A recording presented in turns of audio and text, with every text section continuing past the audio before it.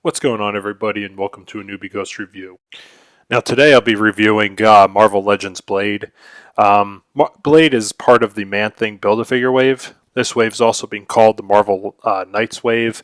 It's primarily made up of Netflix characters, with the exception of Bullseye and Blade, but I'll get into the other characters later on.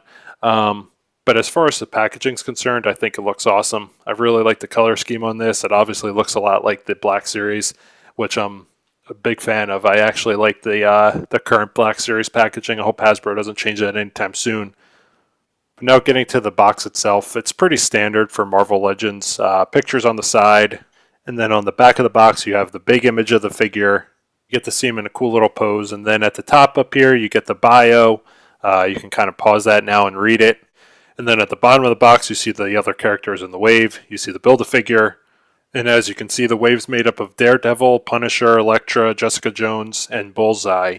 And really, every figure in this wave is quality. There's not anybody I'd want to pass on. And the Man-Thing Build-A-Figure just looks awesome. I mean, this wave right here is a must. But that's enough on the packaging. Let's get this guy out of the box and see what he can do. So now here he is out of the box. Great figure, awesome paint, awesome detail. But as you can see here, he's got this belt around his thigh. He's also got the belt around his abdomen, and very similar to the recent Cyclops. You can just see they're kind of loose, which is kind of disappointing. Just something to consider if you're taking pictures of this guy. But as you can see, the paint continues around to his back. Everything's pretty good. It all looks good. The detail continues. His head is on a ball. Looks down pretty good. Looks up pretty good. It's just a little hard to get into your pose. The ab crunch to the back's good. Ab crunch to the front's really good. Obviously, I'm bending his waist a little bit too much, but there you go.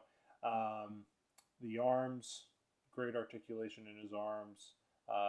I'm sure this is probably a reuse from someone in the line, but I don't know who it is, to be honest with you. So I'm just going to mess around with him, let you kind of see what he can do.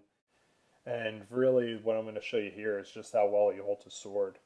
I know Hasbro has this technology. I know that they can do this with figures.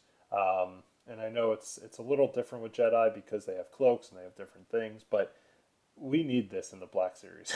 I just want a Jedi that can hold this lightsaber with two hands. But looking at his lower half here, he's pretty well articulated down at the knee. His ankle's okay. He's just a little stiff. Going up and out, he's good. Going back, he really doesn't go back at all. His split's sort of weak, I guess. But really where this guy shines is his upper half. Holding the sword is what he does best.